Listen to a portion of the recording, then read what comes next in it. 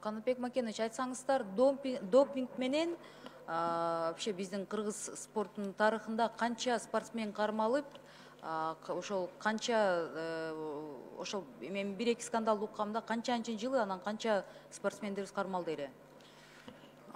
Акыркы 4 жылда ала турган болсок 4 спортсмендин кармалган. Канчанчы жылдары ошондо? 2000 Олимпиада 16-жылдан берки.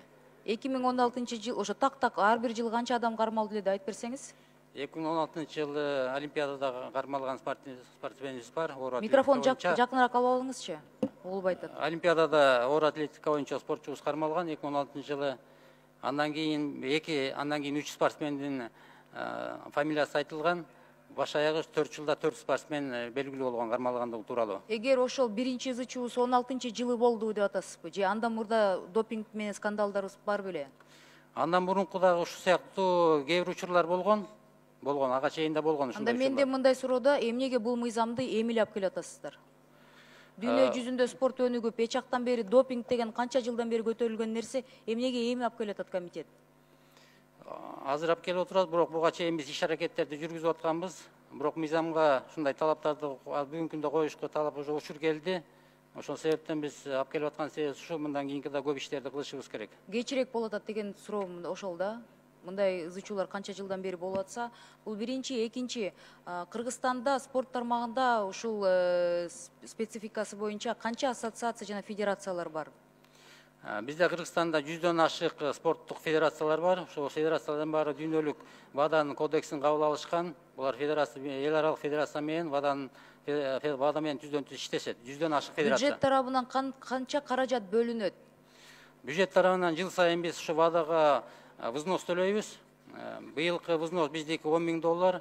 Бирок биз ушу Ар бир федерациягабы? Жок, федерация эмес, биз ВАДАга. ВАДАга төлөнөт. 2010-жылы биз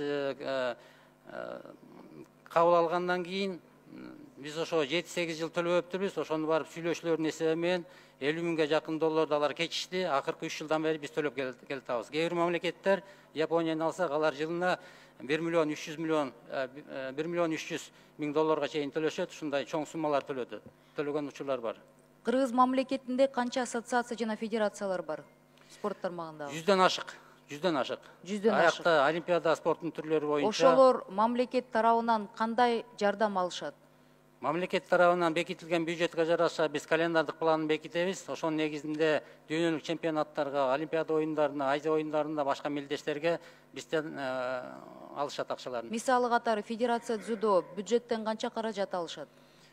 Кандай жардам примерно болжол менен 12 миллиондун тегеретесинде алат. Бир жылда? Бир жылда. Бул эмнеге кете турган каражат?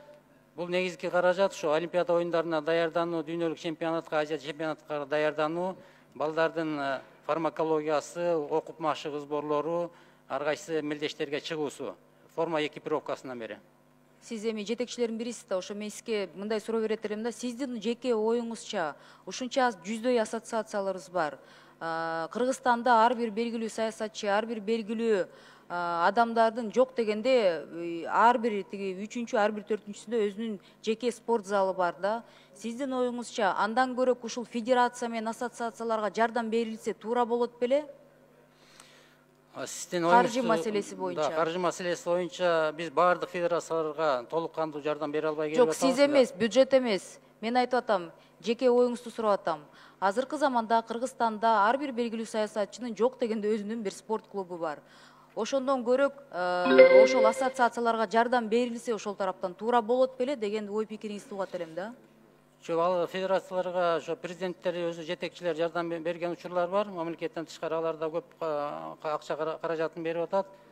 Частный спорт клуб боюнча да айтып атсаңыз керек. Бул боюнча дагы биз законго да өзгөртүүлөрдү киргизип атабыз. Буларды азыр текшерүүгө алып колго албасак, көп учурларда ушу биздин клуб мүнөзгө туура келбеген, аябай оор спорт түрлөрдү пропаганда болуп атат да. Сиз мени түшүнгөн жок окшойсуз да, мен сурап атам. Сиз саясатчы катары сизге суроо берип атам да. 10 секунд. Сиз жетекчиге да частный спорт клубтарга мындай спонсор болгон ордуна ушул бириктирилген ассоциацияларга жардам берилсе туура болот беле? Жеке адамдардын атынан. Же ошол ар бир Кыргызстандын ар бир белгилүү адам өзүнчө бир